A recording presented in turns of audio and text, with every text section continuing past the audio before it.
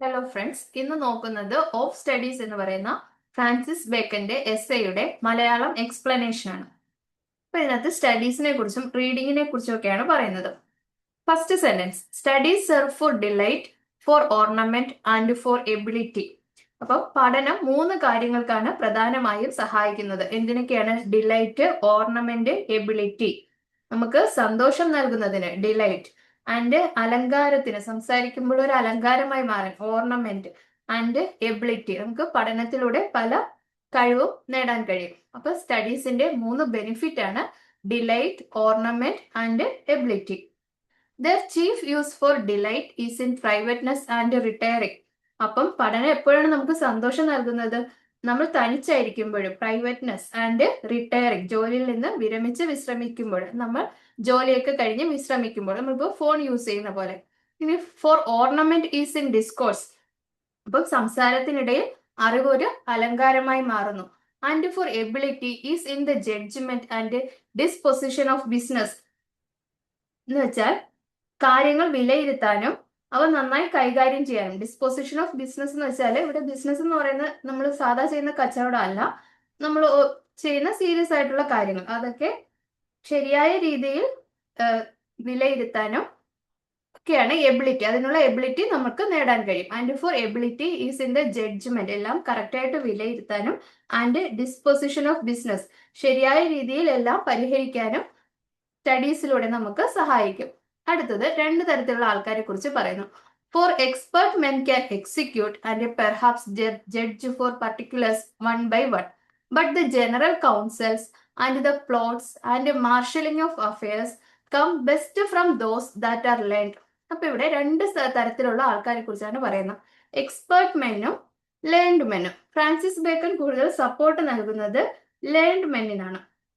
Expert men എന്ന് വെച്ചാൽ അനുഭവ സമ്പത്തുള്ളവർ, എല്ലാം ചെയ്ത് പരിചയമുള്ളവർ, പഠിച്ചിട്ടൊന്നും ആയിരിക്കത്തില്ല, അവര് ചെയ്ത് പഠിച്ചവരാണ്, അനുഭവ സമ്പത്തുള്ളവർ. ലേൺഡ് മെൻ എന്ന് വെച്ചാൽ എല്ലാം നന്നായിട്ട് പഠിച്ചിട്ട് ചെയ്യുന്നവർ. അപ്പോൾ അനുഭവ സമ്പത്തുള്ളവർക്കാണെങ്കിൽ ഓരോ കാര്യങ്ങളും, എല്ലാ കാര്യങ്ങളും ഓരോന്നായിട്ട് ചെയ്തു തീർക്കാൻ കഴിഞ്ഞേക്കും.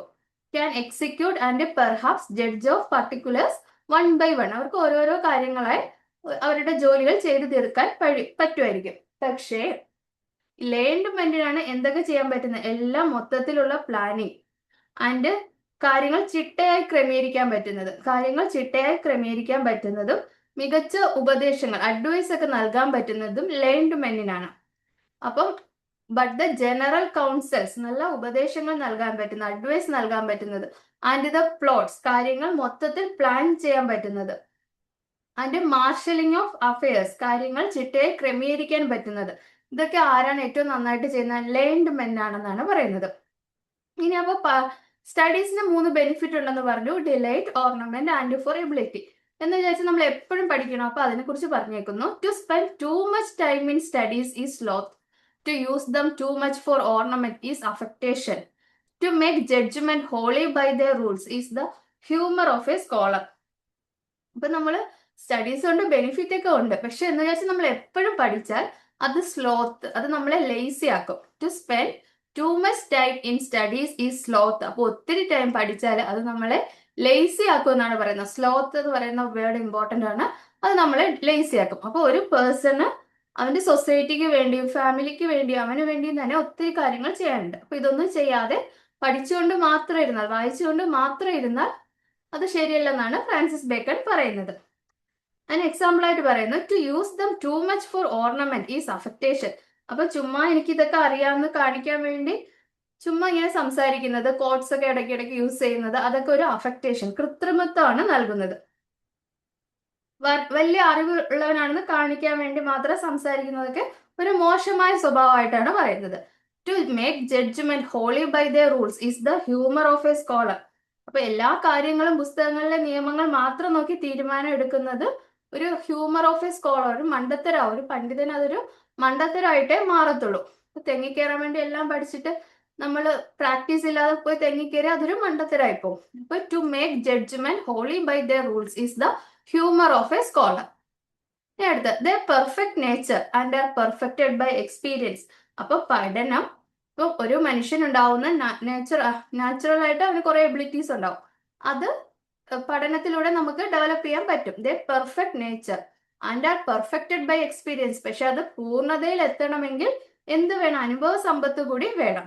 അപ്പൊ പഠനത്തിലൂടെ നമ്മുടെ നേച്ചറിനെ പെർഫെക്റ്റ് ചെയ്യാൻ പറ്റും, പക്ഷെ അത് കൂടുതൽ പൂർണ്ണതയിൽ and are perfected by experience, കൂടുതൽ പൂർണ്ണതയിൽ എത്തണമെങ്കിൽ എന്തും കൂടെ വേണം? അനുഭവ സമ്പത്ത് കൂടി വേണം, എക്സ്പീരിയൻസ് കൂടി വേണം എന്നാണ് പറയുന്നത്.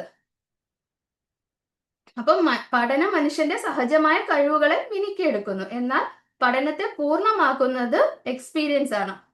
നമുക്ക് ജന്മന എന്തായാലും ബുദ്ധിശക്തിയൊക്കെ ഉണ്ടാവും, ഡാൻസ് കളിക്കാനുള്ള കഴിവൊക്കെ ചിലർക്ക് ഉണ്ടാവും. അപ്പൊ അത് പഠനത്തിലൂടെ മെച്ചപ്പെടുത്തും. പക്ഷെ ആ അറിവ് എങ്ങനെ ഉപയോഗിക്കാം എന്ന് നമ്മൾ പഠിക്കുന്നത് എക്സ്പീരിയൻസിലൂടെയാണ്.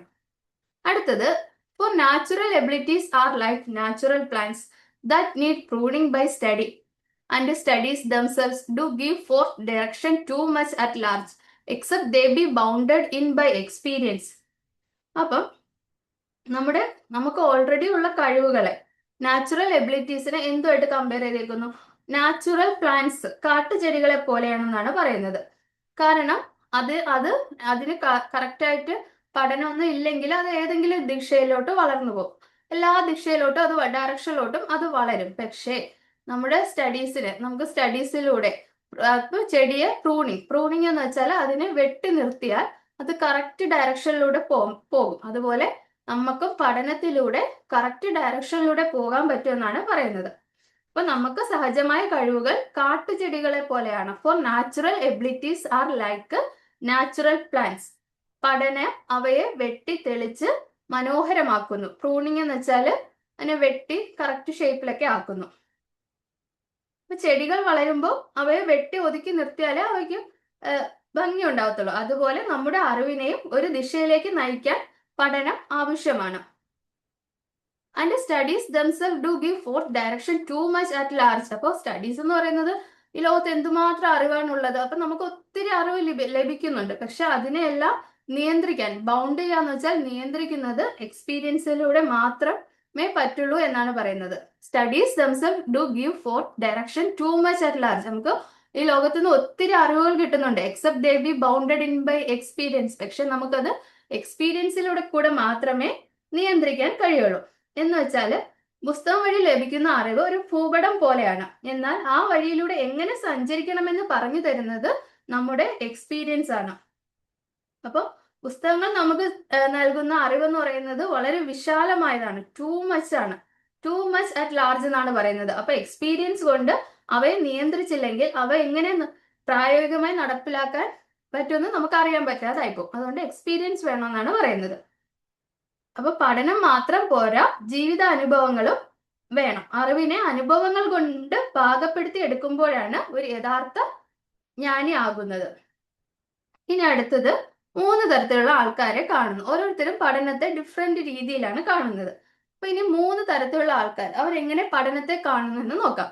Crafty men contemn studies, simple men admire them and wise men use them, for they teach not their own use but that is a wisdom without them and above them won by observation. അപ്പം crafty men contemn studies എന്ന് വെച്ചാൽ കൗശലക്കാരായ ആളുകൾ പഠനത്തെ പുച്ഛിക്കുന്നു, അവർ പഠനത്തെ കുറ്റപ്പെടുത്തുകയാണ് ചെയ്യുന്നത്. അപ്പൊ അവർക്ക് പഠനം ഇല്ലാതെ തന്നെ അവർക്ക് ഒത്തിരി നേട്ടങ്ങൾ ഉണ്ടാക്കിയിട്ടുണ്ട്. അപ്പൊ അവർക്ക് പഠിച്ചവരെ കാണുമ്പോൾ ഇവരൊക്കെ എന്തിനാ ചുമ്മാ സമയം കളയുന്നേ എന്ന ആറ്റിറ്റ്യൂഡാണ് ക്രാഫ്റ്റി മെന്ന്, കൗശലക്കാരായ ആൾക്കാർക്ക്. ഇനി സിമ്പിൾ മെൻ അഡ്മയർ ദം. അപ്പൊ സിമ്പിൾ മെന്നിനാണെങ്കിൽ പഠിക്കാൻ നല്ല ആഗ്രഹമുണ്ട്, പക്ഷെ അതിനുള്ള സാഹചര്യം അയാൾക്ക് കിട്ടിയിട്ടില്ല. അപ്പൊ അയാൾക്ക് പഠിച്ചവരെ കാണുമ്പോൾ ഭയങ്കര റെസ്പെക്ട് ഒക്കെ തോന്നും, അവരെ അഡ്മയർ ചെയ്യാൻ തോന്നും. ഡോക്ടേഴ്സിനെ ടീച്ചേഴ്സിനെ കാണുമ്പോൾ അവർക്ക് ഭയങ്കര റെസ്പെക്ട് ആയിരിക്കും. And wise men use them. അപ്പൊ പഠനത്തെ കറക്റ്റ് ആയിട്ട് യൂസ് ചെയ്യുന്ന ആരാണ്? ബുദ്ധിശാലികളാണ്. വൈസ് മെൻ ആണ് പഠനത്തെ പ്രായോഗികമായി ഉപയോഗിക്കുന്നത്. For they teach not their own use. പുസ്തകങ്ങൾ അറിവ് നൽകുമെങ്കിലും അത് എങ്ങനെ ഉപയോഗിക്കണം എന്ന് പുസ്തകങ്ങൾ നമുക്ക് പറഞ്ഞു തരുന്നില്ല. But that is a wisdom without them and above them won by observation. ആ അറിവ് പുസ്തകങ്ങൾക്ക് പുറത്തുള്ളതാണ്. ആ വിവേകം, പുസ്തകങ്ങളെ നമ്മൾ പഠിച്ച കാര്യങ്ങളെ എങ്ങനെ യൂസ് ചെയ്യണം എന്നുള്ള വിസ്ഡം, വിവേകം, അത് പുസ്തകങ്ങൾക്ക് പുറത്തുള്ളതാണ്. ആൻഡ് എബോവ് ദം, അത് പുസ്തകങ്ങൾക്ക് മുകളിലാണ്. Won by observation. അത് നമുക്ക് എങ്ങനെയാ കിട്ടുന്നത്? ഒബ്സർവേഷനിലൂടെയും അനുഭവത്തിലൂടെയും മാത്രമേ അത് എങ്ങനെ ഉപയോഗിക്കണം എന്നുള്ള വിസ്ഡം നമുക്ക് കിട്ടത്തുള്ളൂ. ഇപ്പം പറയുന്നു 3 തരത്തിലുള്ള ആൾക്കാരെ കുറിച്ച് പറയുന്നു. അവരെങ്ങനെ പുസ്തകങ്ങളെ സ്റ്റഡീസിനെ കാണുന്നു എന്നുള്ളത്. Crafty man, simple man, wise man. അതിന് ക്രാഫ്റ്റിമാൻ സ്റ്റഡീസിനെ കുറ്റപ്പെടുത്തുന്നു, സിമ്പിൾമാൻ അഡ്മയർ ചെയ്യുന്നു, വൈസ്മാൻ അതിനെ യൂസ് ചെയ്യുന്നു. ഇനി for they teach not their own use. അപ്പം പുസ്തകങ്ങൾ നമുക്ക് അറിവ് നൽകുമെങ്കിലും അതെങ്ങനെ ഉപയോഗിക്കണം എന്ന് പുസ്തകങ്ങൾ പറഞ്ഞു തരുന്നില്ല. But that is a wisdom without dum. അപ്പം ആ അറിവ് പുസ്തകങ്ങൾക്ക് പുറത്തുള്ളതാണ്. ആൻഡ് എബോവ് ദം, അത് പുസ്തകങ്ങൾക്ക് മുകളിലാണ്. വൺ ബൈ ഒബ്സർവേഷൻ, അത് വരുന്നത് നിരീക്ഷണത്തിലൂടെ എക്സ്പീരിയൻസിലൂടെ മാത്രമേ നമുക്ക് ആ വിസ്ഡം, ആ വിവേകം നമുക്ക് കിട്ടത്തുള്ളൂ. ഇനി എന്തിനൊക്കെ മാത്രമായിട്ട് വായിക്കാൻ പാടില്ല എന്ന് പറയുന്നു. എങ്ങനെയാണ് നമ്മൾ പുസ്തകങ്ങളെ കാണേണ്ടത്, എന്തിനാണ് വായിക്കേണ്ടത് എന്നാണ് പറയുന്നത്. Read not to contradict and confute, not to believe and take for granted, not to find talk and discourse, but to weigh and consider. അപ്പം നമ്മൾ വായിക്കേണ്ടത് വേ ആൻഡ് കൺസിഡർ, അതിനെ ഗൗരവമായി കാണണം, അതിനെ ആഴത്തിൽ ചിന്തിക്കാൻ പറ്റണം.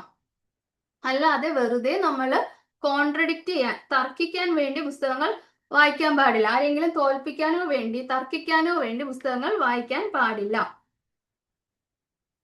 And not to believe and take for granted, നമ്മൾ വായിക്കുന്നതെല്ലാം സത്യമാണെന്ന് വിശ്വസിക്കാനോ ഉറപ്പിക്കാനോ വേണ്ടിയും വായിക്കാൻ പാടില്ല. ഇതിൽ പറഞ്ഞ എല്ലാം കറക്റ്റ് ആണ്, വേറെ ഒന്നും നോക്കാതെ ഇത് കറക്റ്റ് ആണെന്ന രീതിയിൽ വായിക്കാനും പാടില്ല. Not to find talk and discourse, മറ്റുള്ളവരുമായിട്ട് വെറുതെ സംസാര വിഷയം കണ്ടെത്താൻ വേണ്ടിയും വായിക്കാൻ പാടില്ല. പകരം എന്താ ചെയ്യേണ്ടത്? But to weigh and consider, നമ്മൾ വായിക്കുന്ന കാര്യങ്ങളുടെ ഗൗരവം മനസ്സിലാക്കാനും അവ ചിന്തിച്ച് വിലയിരുത്താനും വേണ്ടിയായിരിക്കണം വായന. അപ്പൊ അത് ഇമ്പോർട്ടന്റ് ആണ്. But to weigh and consider, എന്തിനു വേണ്ടിയാണ് നമ്മൾ വായിക്കേണ്ടത്? വായിക്കുന്ന കാര്യങ്ങളുടെ ഗൗരവം മനസ്സിലാക്കാനും അവ ചിന്തിച്ചു വിലയിരുത്താനും വേണ്ടിയായിരിക്കണം വായിക്കേണ്ടത്. അപ്പൊ റീഡ് നോട്ട് ടു കോൺട്രഡിക്ട്, തർക്കിക്കാൻ വേണ്ടി വായിക്കാൻ പാടില്ല. Not to believe and take for granted, അതെല്ലാം നമ്മൾ വിശ്വസിക്കാനോ ഉറപ്പിക്കാനോ വേണ്ടി വായിക്കരുത്. Not to find talk and discourse, വായന വെറുതെ സംസാര വിഷയങ്ങൾ കണ്ടെത്താൻ മാത്രമുള്ളതാകരുത്. But to weigh and consider, പകരം വായിക്കുന്ന കാര്യങ്ങളുടെ ഗൗരവം മനസ്സിലാക്കാനും അവ ചിന്തിച്ച് വിലയിരുത്താനും വേണ്ടി ആയിരിക്കണം വായന. ഇനി ഡിഫറെന്റ് തരത്തിലുള്ള, ഈ ലോകത്ത് ഒത്തിരി പുസ്തകങ്ങളുണ്ട്. അപ്പൊ ഓരോ പുസ്തകങ്ങളും നമ്മൾ ഓരോ രീതിയിലാണോ വായിക്കേണ്ടത്? അല്ല, ഓരോന്നിന്റെ ഇമ്പോർട്ടൻസ് നോക്കിയിട്ടാണ് വായിക്കാനുള്ളത്. അപ്പൊ അതെങ്ങനെയൊക്കെയാണ്? Some books are to be tasted, others to be swallowed, and some few to be chewed and digested. That is, some books are to be read only in parts, others to be read but not curiously, and some few to be read wholly and with diligence and attention. അപ്പം first 3 തരത്തിലുള്ള ബുക്കുകളെ കുറിച്ച് പറയുന്നുണ്ട്. എങ്ങനെയൊക്കെയാണ് അത് വായിക്കേണ്ടത്? Some books are to be tasted, അത് നമ്മൾ ജസ്റ്റ് ഒന്ന് ടേസ്റ്റ് ചെയ്ത് നോക്കിയാൽ മതി, അതിന്റെ ഒരു പാർട്ട് മാത്രം വായിച്ചാൽ മതി. അതേഴ്സ് ടു ബി സ്വാലോഡ്, നമ്മൾ മരുന്നൊക്കെ വിഴുങ്ങുമ്പോൾ നമ്മൾ അതിന്റെ ടേസ്റ്റ് ഒന്ന് നോക്കി ഒന്നും ചെയ്യുന്നില്ലല്ലോ, പെട്ടെന്ന് തന്നെ ഒരു സെക്കൻഡിൽ തന്നെ അത് സംഭവിക്കുകയാണ്. അപ്പൊ അതേഴ്സ് ടു ബി സ്വാലോഡ്, പെട്ടെന്ന് തന്നെ നമ്മൾ അത് വിഴുങ്ങുന്നു. അപ്പൊ ആ ബുക്ക് നമ്മൾ ഫുൾ വായിക്കണം, പക്ഷെ അതിനെക്കുറിച്ച് നമ്മൾ കൂടുതൽ ചിന്തിക്കേണ്ട കാര്യമൊന്നുമില്ല. And some few to be chewed and digested, എന്നാൽ വളരെ ഇമ്പോർട്ടന്റ് ആയിട്ടുള്ള ബുക്കുകൾ, അത് നമ്മൾ അരച്ച് കലക്കി കുടിക്കണം. Chewed and digested. അപ്പൊ ഈ 3 കാര്യത്തിന് ഒന്നും കൂടെ ഡീറ്റെയിൽ ആയിട്ട് പറഞ്ഞേക്കുന്നു. That is, some books are to be read only in parts. അപ്പൊ നമ്മൾ ടേസ്റ്റ് ചെയ്യണമെന്ന് പറയുന്ന ബുക്കുകൾ ഒൺലി ഇൻ പാർട്സ്, അതിന്റെ പാർട്ടുകൾ മാത്രം നോക്കിയാൽ മതി. Others to be read but not curiously, ഇനി സ്വാലോ ചെയ്യാൻ പറഞ്ഞ ബുക്കുകളുണ്ട്, അത് നമ്മൾ വായിക്കണം, പക്ഷെ നമുക്ക് ഭയങ്കര ക്യൂരിയോസിറ്റി ഒന്നും അതിന് ആവശ്യമില്ല. And some few to be read wholly and with diligence and attention. അപ്പം വേറെ ചില ബുക്കുകൾ, അതാണ് ഇമ്പോർട്ടന്റ് ആയിട്ടുള്ള ബുക്കുകൾ, അത് നമ്മൾ അതീവ ശ്രദ്ധയോടും താല്പര്യത്തോടും കൂടി പൂർണ്ണമായും വായിച്ച് മനസ്സിലാക്കണം. അപ്പൊ ചിലതിന്റെ പാർട്ടുകൾ മാത്രം വായിച്ചാൽ മതി. ചില ബുക്കുകൾ നമ്മൾ ഫുൾ വായിക്കണം, പക്ഷെ അത്ര വലിയ താല്പര്യം ഒന്നും കൊടുക്കേണ്ട കാര്യമില്ല. എന്നാൽ വളരെ കുറച്ച് പുസ്തകങ്ങൾ മാത്രം നമ്മൾ അതീവ ശ്രദ്ധയോടും താല്പര്യത്തോടും കൂടി പൂർണ്ണമായും വായിച്ച് മനസ്സിലാക്കണം. ഇനി വേറെ കുറച്ച് ബുക്കുകളുണ്ട്. അതെങ്ങനെയാണെന്ന് വെച്ചാൽ, some books also may be read by deputy and extract made of them by others. but that would be only in the less important arguments and the meaner sort of books. Else distilled books are like common distilled waters, flashy things. അപ്പൊ ഇനി കുറച്ച് പുസ്തകങ്ങളുണ്ട്. അത് നമ്മൾ മറ്റാരുടെയെങ്കിലും സഹായം കൊണ്ട് മറ്റാരെങ്കിലും തയ്യാറാക്കിയ സമ്മറി മാത്രം നമ്മളൊന്ന് വായിച്ചാൽ മതി. ആ പുസ്തകത്തിൽ എന്താ പറഞ്ഞേക്കുന്നത് അതിന്റെ ഒരു സമ്മറി മാത്രം നമ്മളൊന്ന് വായിച്ചാൽ മതി. നമ്മൾ വേറെ ആരെങ്കിലും കൊണ്ട് വായിപ്പിച്ചിട്ട് നമ്മൾ അതിന്റെ സമ്മറി മാത്രം, അതാണ് some books also may be read by deputy, ഒരു പകരക്കാരനെ കൊണ്ട് ആ ബുക്ക് വായിച്ചിട്ട് അയാൾ തരുന്ന സമ്മറി മാത്രം നമ്മൾ വായിച്ചാൽ മതി. പക്ഷെ അത് എങ്ങനെയുള്ള ബുക്കുകളായിരിക്കണം? but that would be only in the less important arguments and meaner sort of books. അത്ര ഇമ്പോർട്ടൻസ് അല്ലാത്ത ബുക്കുകളായിരിക്കണം നമ്മൾ അങ്ങനെ വായിക്കാനുള്ളത്. else distilled books are like common distilled waters, flashy things. else distilled books are like common distilled waters, flashy things.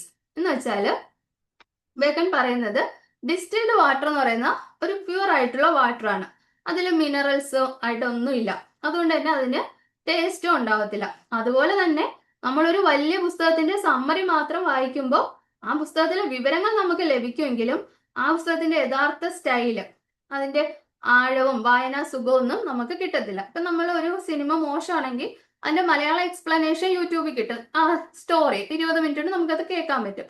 പക്ഷെ ആ ഫിലിമിൽ അവരൊക്കെ എങ്ങനെ act ചെയ്തു എന്നൊക്കെ നമുക്ക് അറിയാൻ പറ്റണമെങ്കിൽ നമ്മൾ ആ സിനിമ കണ്ടേ പറ്റുള്ളൂ. അതുപോലെ ഡിസ്റ്റിൽഡ് ബുക്സ് എന്ന് പറയുന്നത് ടേസ്റ്റ് ഒന്നും ഉണ്ടാകത്തില്ല. അത് അത്രയും വലിയൊരു ബുക്കിനെ ഒരു ചെറിയ സമ്മറി വായിക്കുന്നതുകൊണ്ട് വലിയ പ്രയോജനം ഒന്നും ഉണ്ടാവത്തില്ല. ഒരു ഫ്ലാഷി തിങ്സ്, ഒരു മിനുക്കം പോലെ എന്തെങ്കിലും തിളക്കം മാത്രമേ ഉണ്ടാവത്തുള്ളൂ, അതിന്റെ ഗുണമൊന്നും ഉണ്ടാവത്തില്ല എന്നാണ് പറയുന്നത്.